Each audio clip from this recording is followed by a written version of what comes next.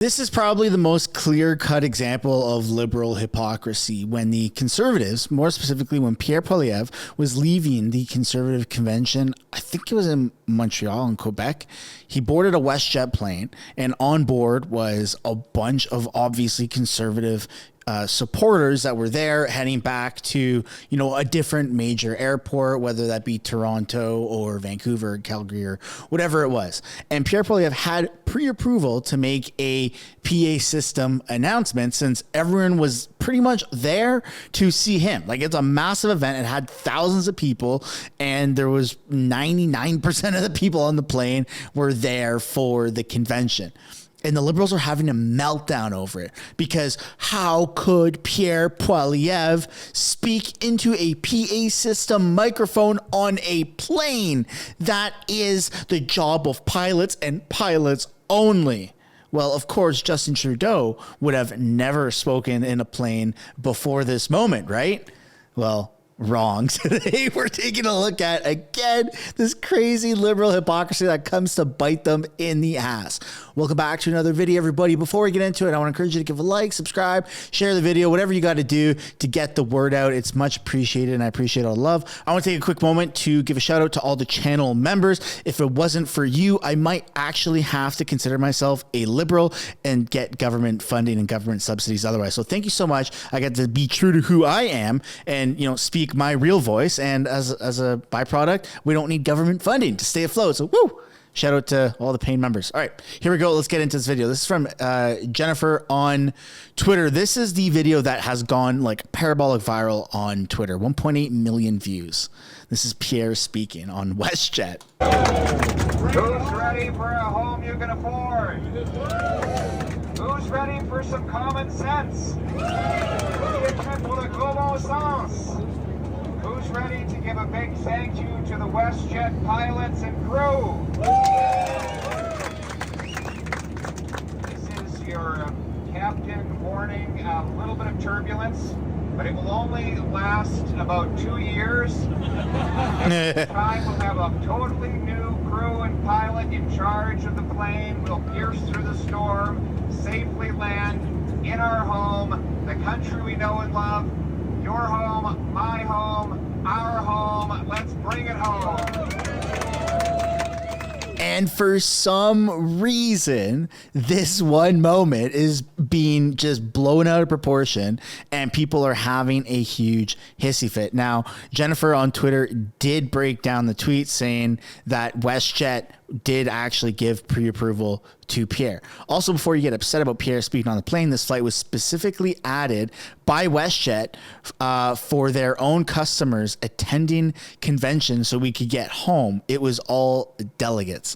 This flight will be a direct trip from Calgary to Quebec with connecting flights to Calgary from Vancouver, Abbotsford, Victoria, yada, yada, yada. The flight will depart Thursday and return September 10th. So it was a very specific flight and people had a just meltdown. Completely inappropriate use of comms. Are you kidding me? That's insane. WestJet, this is disgusting. Why are you involving politics? Wow. What class was he sitting in? I bet it wasn't with the plebs. Row 22 in economy. Yeah, so it's a pretty small plane, as you can see. It doesn't really seem like there's a first class and then second and third class. It just seems like it's pretty much everyone is in the same seating area. And what do we have here? Justin Trudeau, of course. When Justin Trudeau grabs a PA and does an impromptu speech, he's a hero and an ally. When Pierre Poilievre grabs a PA and does an impromptu speech, he's a transphobic bigot who is a threat to our democracy. To celebrate, a moment to reflect on all. To celebrate, a moment to reflect on all those who came before. All those who fought for freedom, all those who have continued to inspire us every day to do more, to stand up stronger, to be better allies, to celebrate the journey we are on as a country. reflect that And he is actually not the first Liberal MP to get on the PA system. Here's a breakdown of all the politicians in Canada who've gone on the PA system. You've got Trudeau, you've got Pierre, and you have Omar the Rat Algebra, who this is his last term as a federal MP. He is stepping down after because of the Liberal cabinet shuffle that they've done. And on top of that, it actually gets better. Trudeau is actually starting to sound like a conservative. He's taking conservative talking points. Just the other day, he said, we're cutting red tape and funding new ways to build more homes faster. Tune in here to see how we're doing that in London, which is actually somewhere that he just showed up and then got completely heckled. So people obviously are sick and tired of Trudeau and his lies, but it goes to show that, I mean, we're cutting red tape. That's been a conservative talking point for years, cutting red tape. That's like one of Pierre's kind of main go-to talking points. And the fact that Justin Trudeau is now using that just goes to show, dude, they're panicking. He is so nervous. He doesn't know what to do. He's using his opponent's words to try and make it seem like they're his. It's so funny that Trudeau is in this situation. But I mean, of course, he must be aware of the polls, the backlash. You don't have hundreds or thousands of people, even tons of people. You don't even have 2 people show up to protest Pierre Poilievre. Yet everywhere Justin Trudeau and his Liberal members show up, they are met with hundreds, if not thousands, of pissed off Canadians. So yeah, I don't really blame him for taking some of Pierre's notes. We're going to take a look at Justin Trudeau's opening speech here at the Liberal caucus retreat. Merci. Merci, mes amis. OK. On a du travail à faire. Bonjour tout le monde. Good afternoon. Before I begin, I want to mention, of course, that we are closely monitoring Hurricane Lee as it bears down on Atlantic Canada. Federal agencies are fully engaged and working with our Atlantic provincial partners.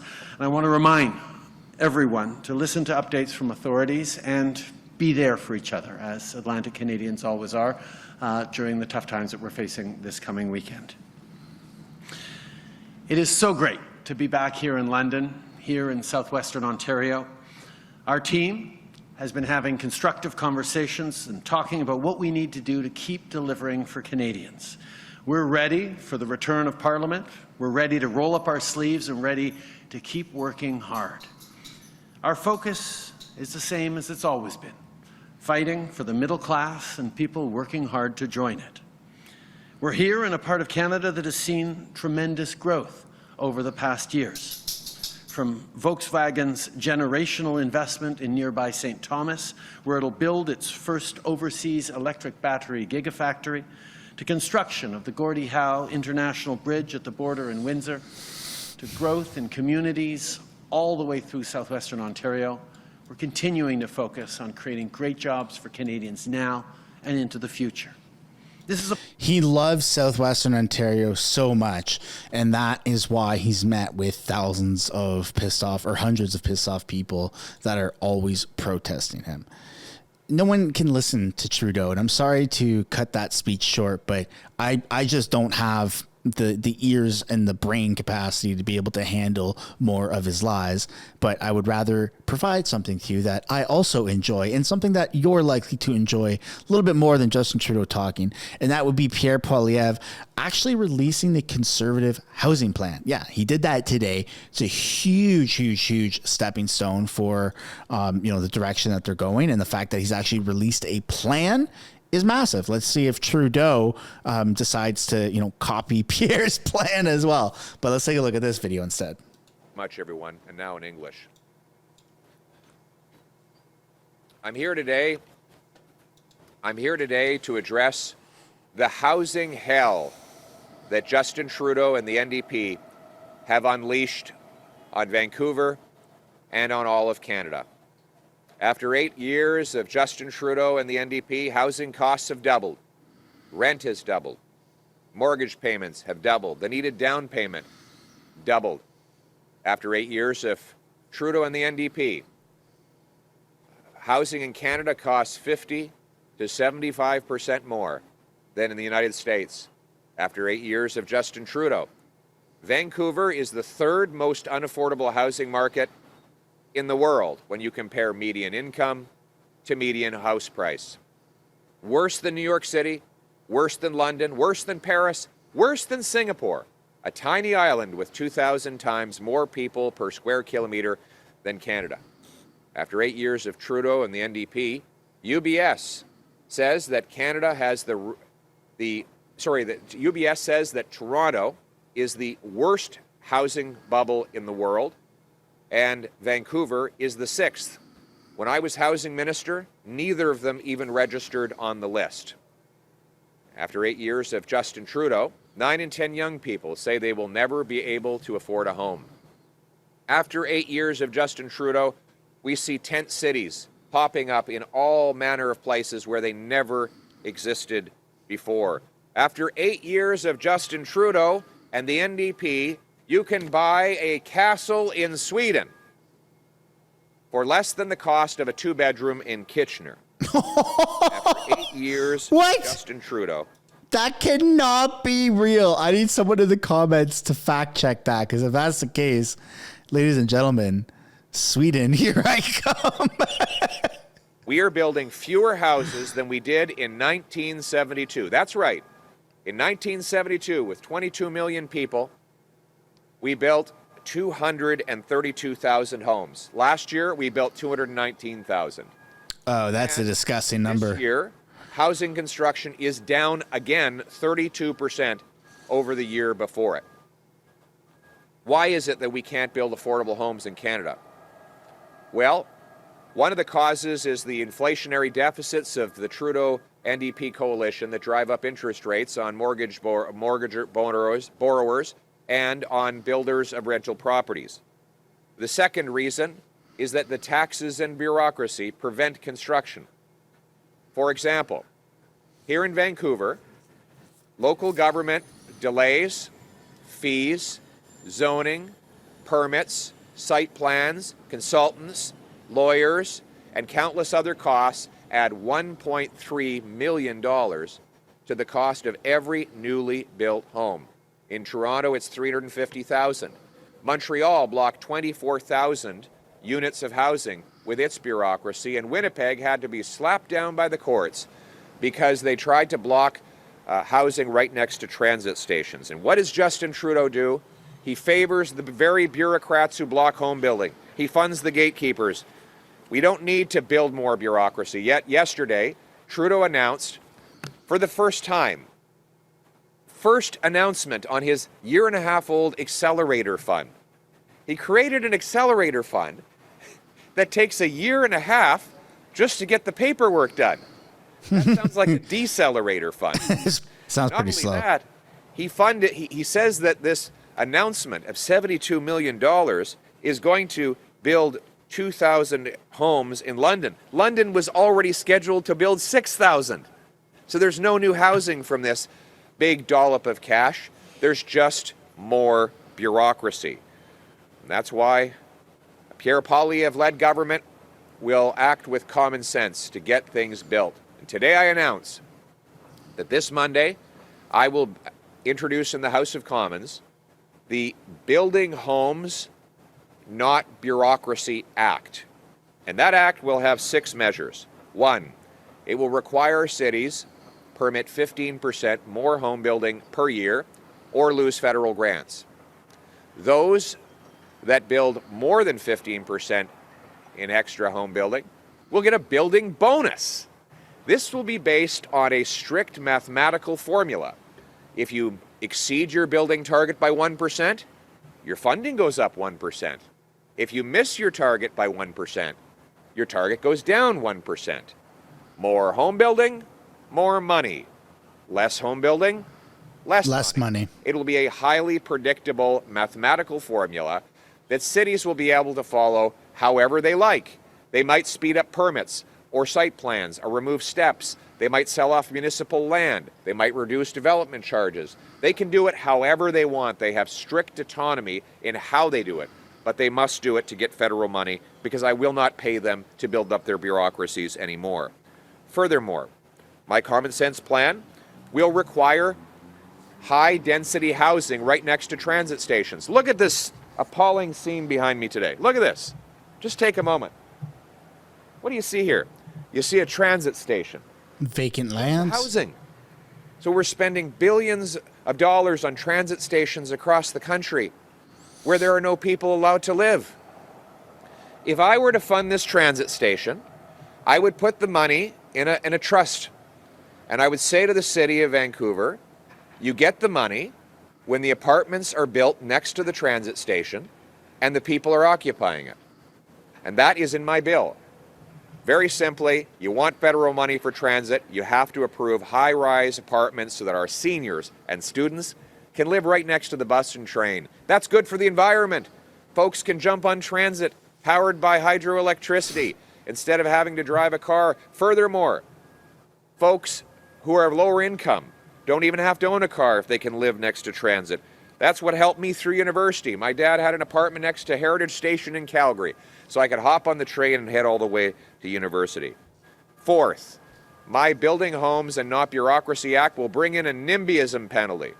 If municipalities block housing, the way Winnipeg blocked it right next to transit, I will bring in a fine. They will lose part of their federal transfer, and those fines will be very serious at the discretion of the minister. But to counter that, we'll bring in a super bonus, particularly for small towns that allow massive buildups of housing in their communities. But you know who won't be getting bonuses? CMHC bureaucrats that delay approval for housing financing. The Trudeau government has ballooned the bureaucracy at the CMHC, paying out millions of dollars in bonuses for the very bureaucrats who have helped double the cost of housing.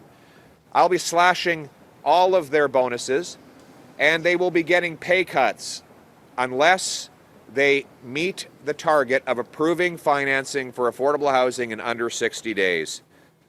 Next, Wow. we will That's aggressive. axe the tax on new housing construction. This bill will eliminate the GST on affordable apartment complexes. That is to say, apartments where the rent is below market average. Now, Justin Trudeau promised to do this 8 years ago. 6 years ago, he said, just kidding, promise broken. And now, this morning, just as he got wind that this was going to be in my bill, he's flip-flopped again, and he expects you to believe it. If Justin Trudeau is serious about axing the tax on housing construction, then he'll back my common sense Building Homes, Not Bureaucracy Act, which does exactly that. And finally, this bill will require the federal government to sell off 15% of its buildings and thousands of acres of federal land so that we can build homes that you can afford. This is a common sense plan. That's a small little factor in the whole shtick. I think that the amount of housing that's provided by turning, 10, 15% of government buildings into housing, affordable housing, that's a very small amount. But what's really important is the fact that Pierre Poilievre is wanting to give everybody, all builders, equal opportunity. It doesn't matter what you bring to the table. It matters the results that you provide.